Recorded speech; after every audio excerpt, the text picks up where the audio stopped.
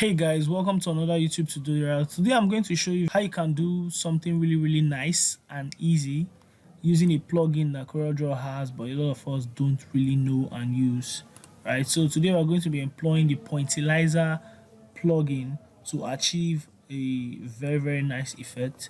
And what is this effect? Simply going to use one shape to generate a different shape. So how does it work? The first thing you want to do is create the shape you want to use as your generator, right? I am going to use the heart shape, and for me to get the heart shape I need to go to my tools box, and under my tools box I go under the polygon tool and you find the common shapes. You select the common shapes, and under common shapes you can find your basic shapes, and with your basic shapes you could select something like the heart shape, right? So select the heart shape and you could draw your heart shape immediately. I'm going to hold Control to just make it a bit perfect and give it red.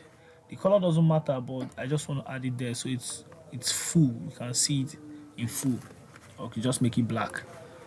Now the next thing I want to do is add the shape I am going to be generating, right? In this case you could add a shape. It could be a shape, it could be a box or anything. It could be a custom shape, and it could also be a text, and I just want to use a text, so I'm going to type Juliet. Juliet is like Romeo's girlfriend. May her soul rest in peace. So we're going to use Juliet, and I'm going to change this to something really bold. I want it to be a bit full, so we're going to use something like intro again. Intro or American Captain. It's a nice font as well. Yeah, so American Captain. So I could have, let's make it a complete text. Let's just double click here and say love Juliet, right? So let's do this. Let's do like this, love Juliet, and we can use the shape tool to like close up the gap a bit. It's not so necessary really. One text is okay. You could also center it if you like, yeah, center this. So let's say love Juliet. Now I'm gonna give this red because that's the color I wanted to have, a popping color, right? So what we're gonna do is we're gonna use this shape here to generate this entire text, right? And like I said, you can work on a text, you can work on other shapes, right? So the next thing you want to do is you want to go to your effect menu, and under your effect menu you come down towards the place where we have a few plugins available. So you're going to select POINTILLIZER, make sure it's checked. Once you do that, it's going to appear as a docker on the right hand side, just close to your color palette, right? And then you can see a couple of settings which are quite a lot to handle, but I'll just try my best to do a little bit of explanation on each and every one of them. So the first thing you see there under POINTILLIZER is density. Mind you, we are trying to revive, or we are trying to recreate this shape using this, so this should be selected, right? So the first thing you see is density, and density simply means adjusting, or rather the number of tiles per square inch. We cannot measure square inch in this text, but all we know is that if there is a square inch per text, the number of tiles it should contain should be 10. And what we're talking about tiles is the shape that we're using to generate this. So if you want it to be much more, you could increase it. We could say 20. It doesn't really matter. It matters. Let's just do 20. And then we could say scale. And in this case, scale is simply the size of each tile, right? How do you want it to be? Bigger, smaller, whatever. I prefer to leave it at 1 because anything less than or other bigger than or less than 1, it kind of like proves to be a bit problematic. So you could just leave that as 1 for now, or you could do your testing too and see if it gives you something you really like. As for the screen angle, I like to keep it at 30, and the reason I'm keeping it at 30 is I don't want the shape I'm going to be using to generate this to be very straight. I want it to have like an angled feel, right? So it looks more interesting. So angle 30 is quite okay. And then this should be checked, right? Keep original source. Now you want to keep the original text or whatever shape you're using, so that if you make a mistake or you don't like your result, you can always go back and do that. If you don't check this, it's going to work directly on the text in this case. So I'm going to check this, so it's going to always create a duplicate when it's doing the Lord's work, right? And here we have limit colors, right? So keeping it 16, though we only have one color here, but just to limit your colors when it's rendering your POINTILLIZER effect, right? So you just want to keep it limited to 16 colors. And then we have your tracking method, which is like the area that is a bit confusing, but I'm going to do a bit of a layman explanation on it. We have 3 tracking methods. The first one is size modulation that controls opacity. It doesn't control opacity in my eyes. Second one is called the uniform, and it controls, or it does a white math thingy. Third one is called size modulation 2. It controls luminosity. Might be true, but all I do know is it does give me a kind of result that I feel that I can share. So the first one we're going to be using is the size modulation 1, which writes opacity here, right? It's a rendering style. And rendering style simply means how it's going to make this thing appear, right?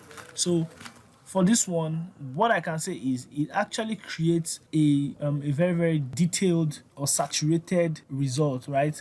A lot of the shape inside of it, tight spaces and all. This is more like the very, very basic one. And then we have this. I'm not going to explain them, but I'm just going to do them and we understand it. For the uniform, this one creates kind of like a white mat or mate, I don't know how it's pronounced, around this shape. When it renders the design, it gives you like an outline. Very, very nice actually. And then the third one, size modulation 2, gives a lot of spacing in between the effects and the results, right? We're just going to see all that, and so we're going to stick with one, like I said. Then here we do merge adjacent to 2. So what we're doing by merge adjacent, we don't want the shape to look all uniform and like that, because if we don't do a little bit of merging, all the shapes are just going to have a very, very uniform feel. So if you want that, then you don't have to merge, you can just set this to 1. But if you don't want that, you can merge 2 shapes or 3, so that it gets bigger as it goes across, right? And so we have weld adjacent overlap. So when 2 shapes are merging adjacently, they are overlapping each other, they should weld together and join. Now here we are looking for the shape we are going to use to create or generate, right? And in this case, we have CorelDRAW gives us 2 defaults, circle and square. So anyone you use it to generate the result. But I don't want any of them. I want a custom shape, which is this heart shape. So I want to love Juliet and make this whole thing have a love feel inside, right? So we go by a custom shape and then we select, and this is where we select this one as our custom shape, right? So now you can see it's actually present here. So you select the shape that you want to do this on, and then you say apply, and voila. So I don't know if I pronounce that right. So push this out here and you see we have Love Juliet, right? Which is really, really awesome. But remember, we are using size modulation 1, and all you can see all our settings, the density, you can see the scaling, just 1. You can see the screen angle. Notice how the hearts are tilted at angle 30 degrees, and then we have some shapes merging, right? You can see small, tiny, small, big, like a merging up, and they are actually welded, make them bigger, make them smaller. And then we have, like I said, this is for the first. And then we select this again, we could change this to uniform, and then we could do an apply again, and you notice it looks like it has a white outline around it. So you can see that. Love Juliet, it has like a white outline around, which makes it really, really interesting. And the white outline is actually popping out of the whole shape, the entire shape. So it's like it's added to the edges.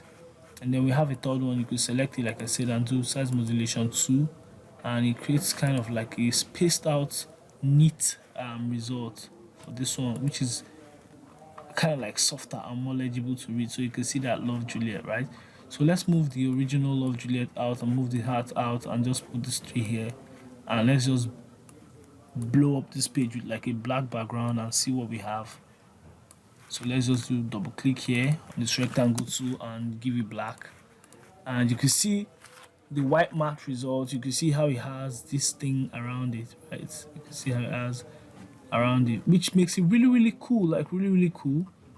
And then we have the original, well, they're all original, which is like the size modulation 1 that looks like the real thing or the original thing. Then we have size modulation 2, which kind of like spaces out everything, and everything here looks really awesome. So this is a very easy way to generate shapes using a particular shape, right? You don't have to start filling the heart shape, duplicating and layering and arranging. All you need to do is use your pointillizer and use it in a smart way, and you can achieve something really, really interesting.